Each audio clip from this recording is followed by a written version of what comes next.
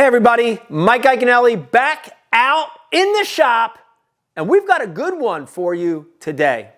And in today's shop, we're gonna get a little more theory-based, and we're gonna talk about how to use an erratic retrieve to get more bites, right? How to make your lure change direction, change movement, how we're gonna get your lure to be erratic in order to get more strikes and to catch more fish. You know, it's real easy in fishing to tie on a lure, any lure, but especially what I call reaction type, power type lures. It's very easy to tie on a spinnerbait or a crankbait or a chatterbait or a swim jig or whatever. It's very easy to have a tendency to tie that spinnerbait on, to throw that spinnerbait out there, and to just reel it back, right? Very easy to do that because these lures have action on their own, right? You tie on that spinnerbait, and as you just retrieve it back, slow and steady, medium and steady, that blade is spinning, right? This is a mullet spinnerbait. That blade's flashing. You can feel the vibration, right?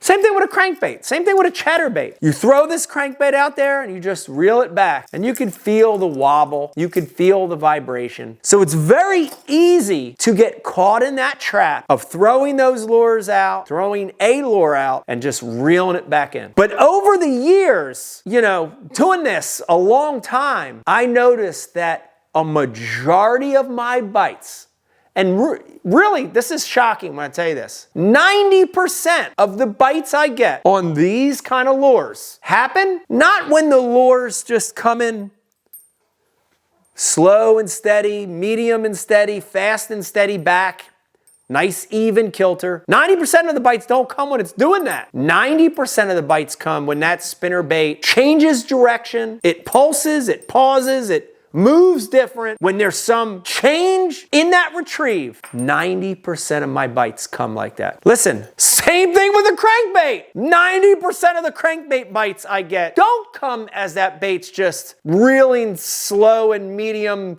steady through the middle of the water column. 90% of the bites happen when that crankbait changes direction. When the movement of the bait is altered a little. Right? Same thing can be said for a swim jig or a chatterbait. Only 10%, sometimes less than 10% of your bites come when it's just medium, steady, slow, wind through the middle of the water column, okay? So this whole presentation, this shop today, I want to talk to you about on purpose causing your baits to change direction every time you cast it out there, okay? I want you to be very conscious of throwing that spinnerbait or throwing that plug crankbait out there and having that bait have a change of movement during the cast, during the retrieve of that bait as you're reeling it back, okay? I'm gonna talk about 3 ways that we're gonna get this bait to change direction. 3 ways that we're gonna create an erratic movement with this bait as we retrieve it. Okay, let's start with number 1, which is the easiest way we're gonna get our lures to change direction, and it is by deflecting or hitting these lures off a cover target or the bottom, okay? Let's just take a crankbait, for example. I've got it here in my hand. This is a dime, Berkley dime 6, fishing it in 4 to 5 feet of water. Right? So the crankbait dives 6 feet. I'm fishing in 4 and 5 feet of water. So when I throw that crankbait out there and I start retrieving it down, that bait digs, it dives down, it hits 4 or 5 feet, it dives 6, and boom, boom, boom, boom, boom, boom. Starts deflecting off the bottom. It's changing the motion of that bait. It's causing an erratic retrieve, an erratic movement of that bait. Using the bottom to make that bait change direction.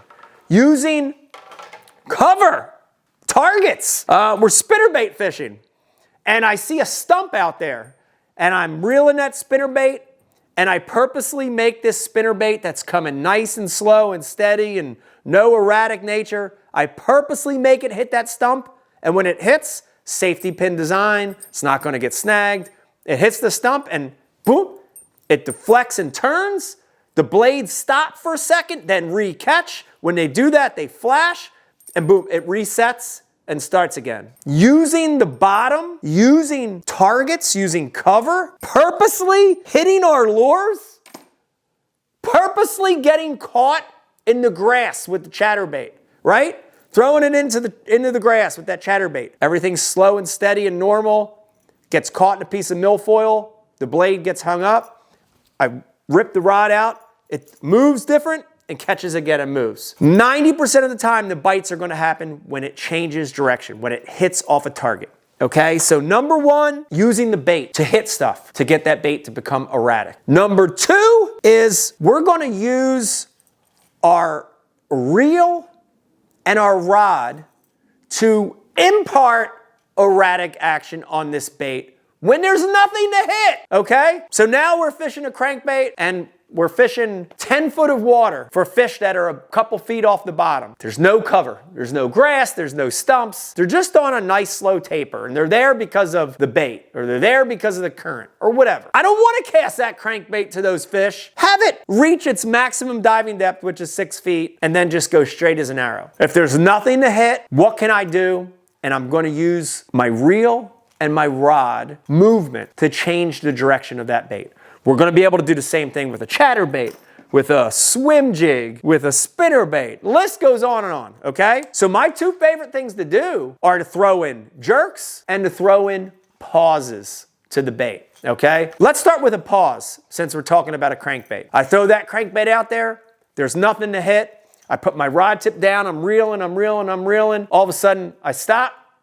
Throw in a pause. That bait has a nice steady vibration. When I stop and pause it, it stops, it rights itself, it centers, it starts to float real slow, and then I reel again, right? I'm changing the direction based on using that reel, using pauses. The other thing you could do with your reel is just change your retrieve speed, right? Go from medium to fast, to back to medium, to slow, to medium, to fast, using the reel to change the action of that bait, to make it erratic. Next thing we can do is use our rod tip. Throw in erratic jerks during the retrieve. Guys, we have a tendency, and I'm looking for a jerk bait. I'll have one laying up here. We have a tendency to think that rod jerks, rod tip jerks, toom, toom, you know, when you jerk your rod, is just for topwaters or twitch baits or jerk baits. But I'm going to use that kind of rod twitch on every one of these baits to make it change direction. Spinnerbait, chatterbait, swim jig, great example, right? When there's nothing to hit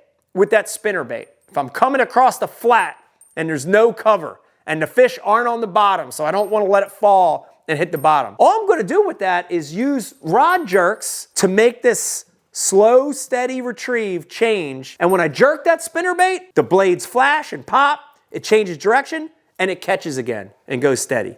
I jerk it again, the blades flash, it changes direction, it rights itself, it gets steady again, right? I never want to cast out a lure, a spinner, whatever, and just reel. So if there's nothing to hit, no targets, no cover, no bottom, I'm using my reel, I'm using jerks to make that bait change direction. All right.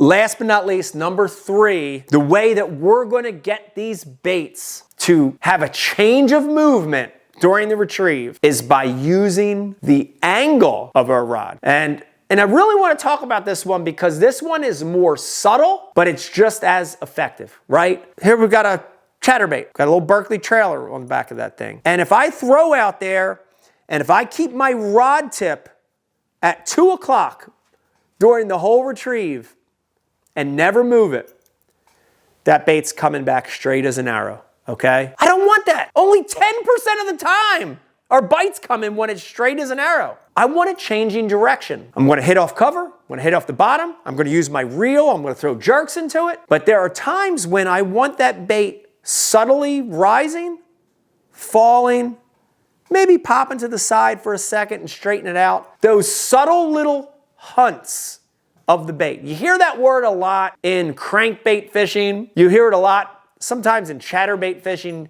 You hear a bait hunting, you know, going a little left, a little up, a little down. It's such a key movement in fishing during that retrieve. And it's so subtle because it's not big and obtrusive. It's just a little variation of the movement. But that little change makes those fish bite. Fish following that spinnerbait or that chatterbait or that crankbait, and all of a sudden that bait goes a little up. That's a trigger. That's a clue to that fish to strike now because something's up. Something's changed. The bait fish is injured. The crawfish is vulnerable. Something's up. And those little changes can trigger a bite. So the third way we're going to get this lure to change direction. And remember, guys, be conscious of doing this on every cast. Not 1 out of 20, every cast. The third way is by simply changing the level of our rod. Make that cast with that crankbait. And instead of when you retrieve it, don't leave your rod tip at 2 o'clock the whole time. As you retrieve it, have your rod tip at 2,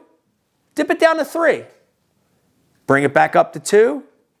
Now take it over to the left a little. Bring it back to center.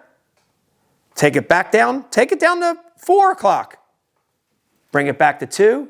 Bring it to the right. You see what I'm saying? Changing our rod angle, and it becomes second nature. Once you start doing it, you'll find you never make a cast and just, you never do that anymore. You're conscious of making that bait change direction.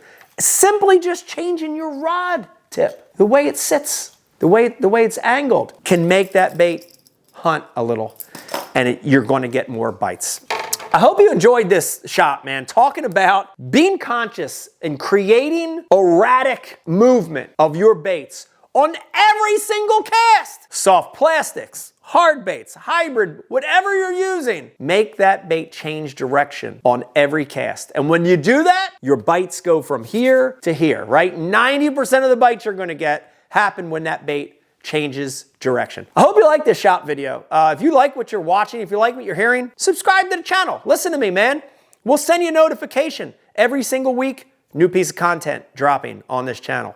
If you're already subscribed, tell your friends about Mike Iaconelli Fishing on YouTube. We're here to help you become a better fisherman.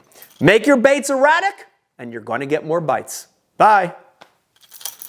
Hey everybody, Mike Iaconelli out in the shop. Thanks for watching. And if you like this video, you have to check out that one, and I hope you like them.